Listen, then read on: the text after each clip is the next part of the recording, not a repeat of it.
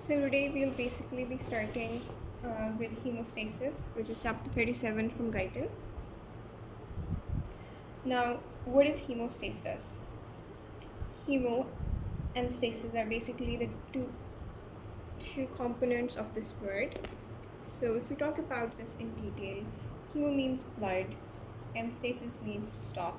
So hemostasis is the mechanism within the body by which the loss of blood is stopped, or stoppage of blood loss. This is a very important topic in terms of understanding and in terms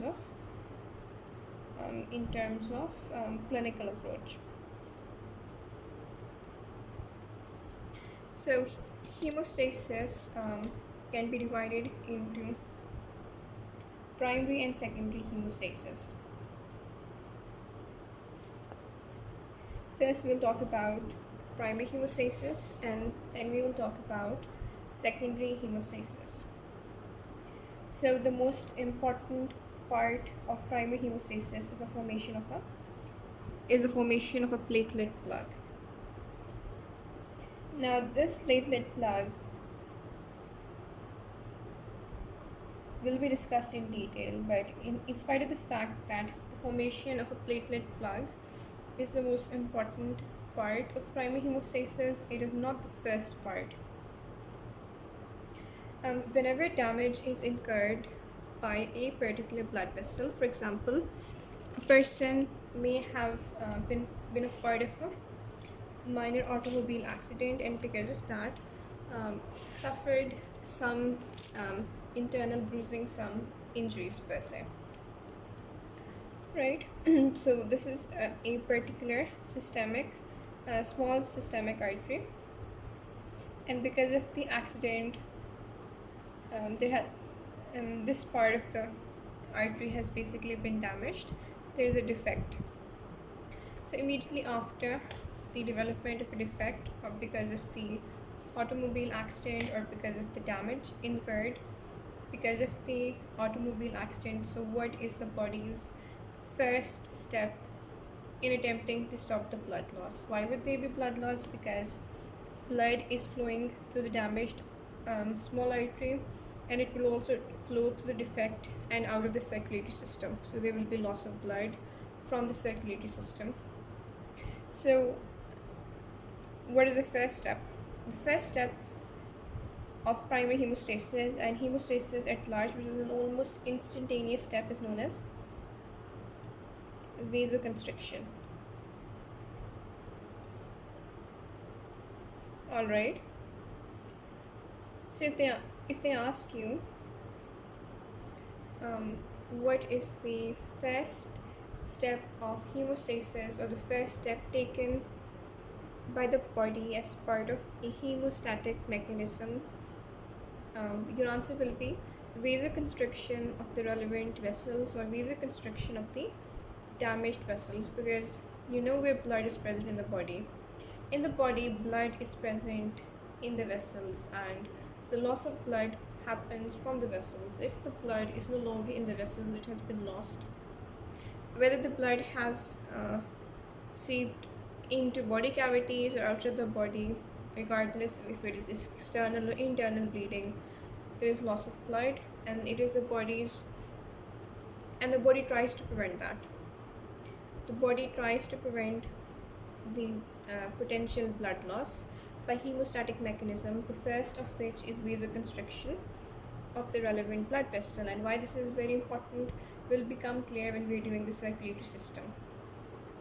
So oftentimes they can ask you, so what is vasoconstriction and the role of vasoconstriction in hemostasis, right? So the blood vessel has been damaged, and the blood vessel basically it has a tunica media, a tunica intima, and a tunica adventitia. So vasoconstriction is basically contraction. So obviously that is achieved by the contraction of the smooth muscles which are part of the tunica media. And so we know what is directly responsible for this vasoconstriction. And what does this achieve? Because of the vasoconstriction, the resistance of the relevant damaged vessel increases, and so the rate of blood flow, that is the volume of blood passing through a particular cross-sectional area per unit time, decreases, and so the volume of blood flowing out through the defect similarly decreases. All right,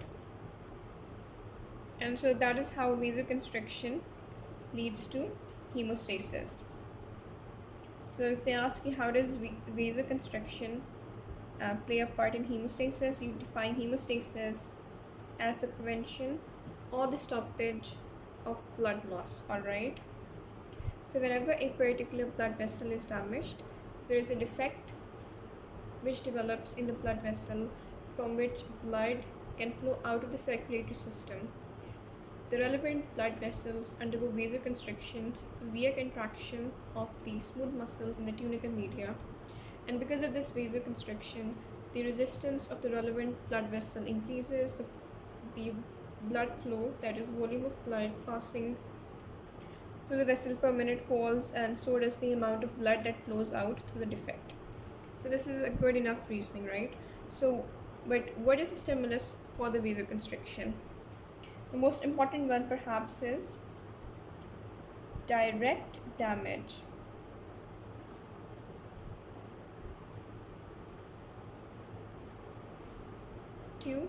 Direct damage incurred to the smooth muscles which are a part of the tunica media. So this is myogenic spasm. The smooth muscles, they basically contract without any nervous or any chemical involvement. All right, there isn't any nervous involvement, there isn't any chemical involvement, and so this is known as myogenic spasm because there isn't any nervous, no chemical involvement. And this is perhaps the most important stimulus for vasoconstriction, myogenic. We've used this word before in the heart because the heart is described as being myogenic because it does not need nervous impulses to contract. That is a very spontaneous process, though nervous reflexes can modify the contraction. So secondly, we can have nervous reflexes which lead to vasoconstriction because there may be pain receptors or pain nerve endings or other sensory nerve endings in the wall of the damaged blood vessel, and these are basically stimulated, and because of the stimulation of these pain nerve endings or other sensory nerve endings, there is a nervous reflex generated which basically culminates in vasoconstriction or contraction of the smooth muscles in the tunica media, leading to vasoconstriction. Third can be local autocoid factors. Now, because of the damage incurred by the wall of the blood vessel, the components of the blood vessel or the cells that make up the blood vessel may release certain chemicals, for example, thromboxane A2 and thromboxane A2.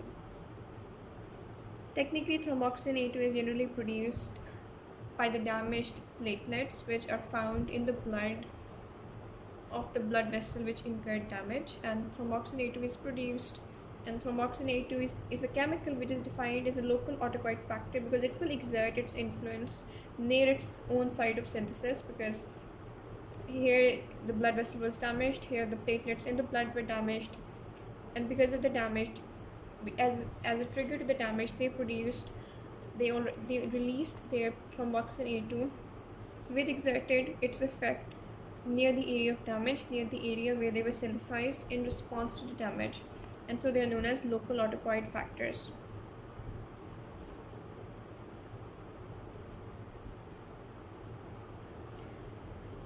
This is a relatively important topic, one that should be given due importance. So while this may be the first and the immediate response, it is definitely not the most important, though it does exert its own importance.